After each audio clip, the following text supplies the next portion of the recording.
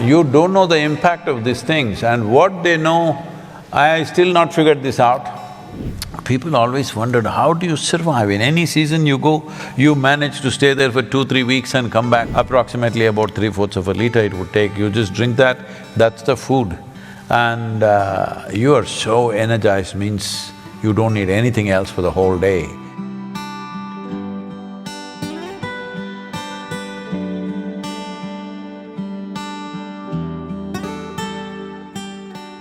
We have forgotten that soil is the greatest and the most complex and sophisticated living system, not on just the planet, in the universe.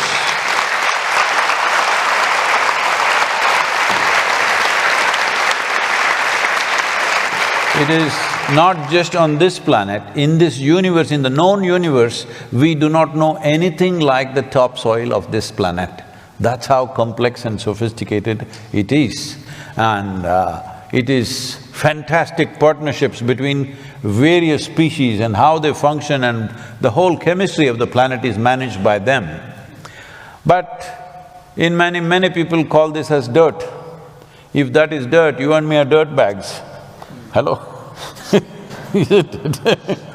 So, unfortunately, we are treating living things as inanimate things.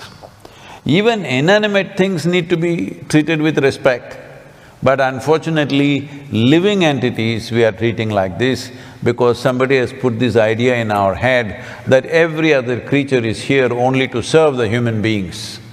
I have spent lots of time in the jungles of India. I've spent so much time observing all the different creatures, not just the big ones, the small ones, because the crickets, the grasshoppers, the ants, termites, you better know who they are, because I've been in the jungles, I've had close encounters with tigers, I have very close encounters with elephants, and the Indian wild buffalo is terror, but I've been very close around them. After all that, when you come out of the jungle after 2-3 weeks, the only thing you really remember is the insects. Really. You don't know the impact of these things, and what they know, I still not figured this out. They'll be going they'll be going exactly at… especially in the rainforest in the south, exactly at 2:30 in the morning, chuck, they'll stop. Within 30 seconds, another group starts off. They'll go on for hours. Every day, I'm just looking at the watch, exactly at 2:30 in the morning. What are they doing? They know something that you and me have not figured out, all right?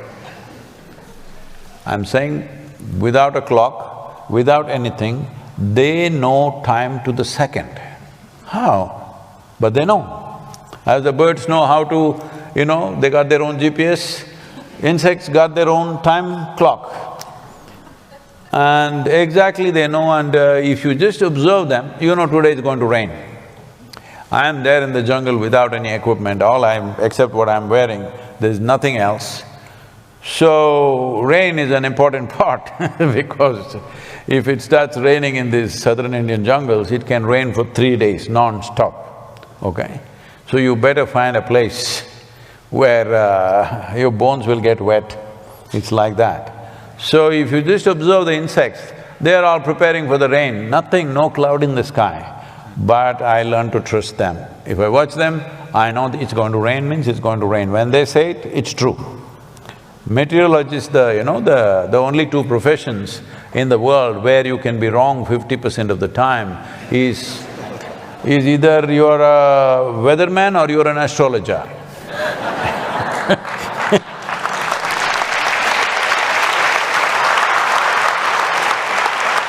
I heard that you guys are all soaked in honey.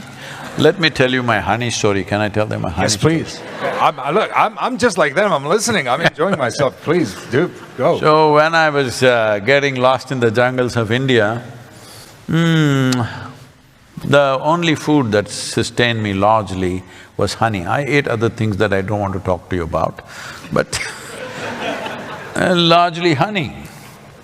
People always wondered, how do you survive? In any season you go, you manage to stay there for 2-3 weeks and come back, how do you do it?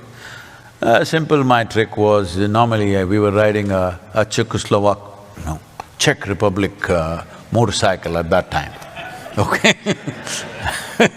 These days everything is sensitive, you can't say anything as it was. You can say Thomas here. So we were riding a Java or a SD, so it has a petrol tube. Normally you need 7–8 inches of petrol tube, but I always put extra, about 15–16 inches of petrol tube, because it gets hard, you can keep cutting it and putting it on. The rubber gets hard. And this is also for my honey, so when I park the motorcycle in the forest and cover it up with all branches and stuff, I pull off the petrol tube and put it in my pocket and go.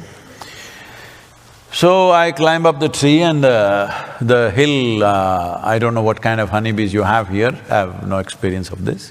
There we have what is called as black bees. They are this big, about 1.5 inches long, and honey is fantastic in the Western Ghats because the variety of vegetation there is probably like no other in the world. The number of species of plants there is like nothing else in the world. So, I go there and these huge hives, they built it on that kind of branch where the sloth bears cannot get. A sloth bear weighs approximately 70 to 85 kilograms. So, the bees are so smart, they will build it in a place where the bear cannot get to it. Just on that kind of branch, where the bear will not be able to go because the branch will bend. So I'm just around little over 70 kilograms. So I crawl up that, go close to it, stick my pipe into the hive and drink it up. I drink up about 3/4 of a liter of honey, and for the day I'm settled, So I just lived on honey for many weeks, and there are tribes called honey shepherds in India, they're called Jenukuruvas. So I went and lived with them, and they just live on honey. Every day, from morning to evening, just their bamboo glasses about this tall, approximately about 3/4 of a liter it would take, you just drink that, that's the food. And you are so energized, means you don't need anything else for the whole day.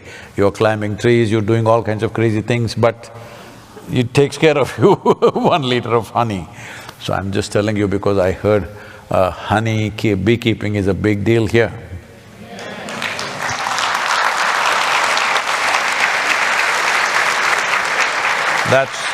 That's probably one of the smartest things that you've done in your country. It will pay in future.